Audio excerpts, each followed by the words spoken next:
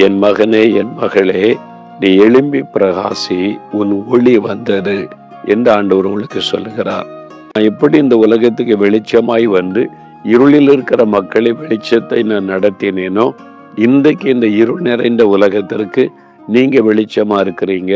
அதனால உங்களுடைய வெளிச்சம் பிரகாசிக்கணும் என்பதாக ஆண்டவர் சொல்லுகிறார். முதல்ல உங்க வாழ்க்கையில் இருக்கிற இருளான பகுதிகள் மாறணும். அதுக்கு தான் ஆண்டவருடைய வெளிச்சம் உங்களுக்குள் வருகிறது. ஏதோ ஒரு பகுதியில இருள் இருக்கிறது. உங்க வாழ்க்கையின் ஒரு பகுதி வெளிச்சமா இருக்குது, ஒரு பகுதியில இருள் இருக்கிறது. நான் பார்த்திருக்கிறேன். சாயங்காலம் ஆயிட்டு இருள் சூழ்ந்து வர நேரம் பார்த்துட்டா என்னுடைய தாயார் உட்காந்து இந்த விளக்கு 4-5 விளக்கு இருக்கும், அரிக்கன் லேம்பு இருக்கும், சின்ன மண்ணெண்ணெய் விளக்கு இருக்கும், எல்லாத்தையும் எடுத்து வச்சு சுத்தம் பண்ணுவாங்க. முதலாவது செய்ய வேண்டிய காரியம் என்னன்னா, அந்த செம்மினியையும் அந்த திரியையும் சுத்தம் பண்ணுவாங்க. டெய்லி சுத்தம் பண்ணுவாங்க.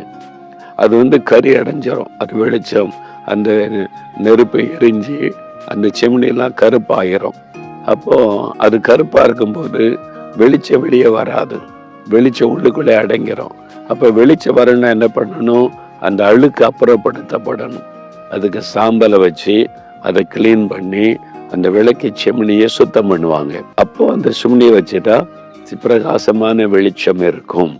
அப்போ அது சுத்திகரிக்கப்படணும்.